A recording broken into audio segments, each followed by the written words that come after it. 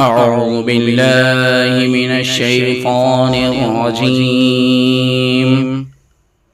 بسم الله الرحمن الرحيم. القارعة ما القارعة وما أدراك ما القارعة يوم يكون الناس كالفراش المبثوث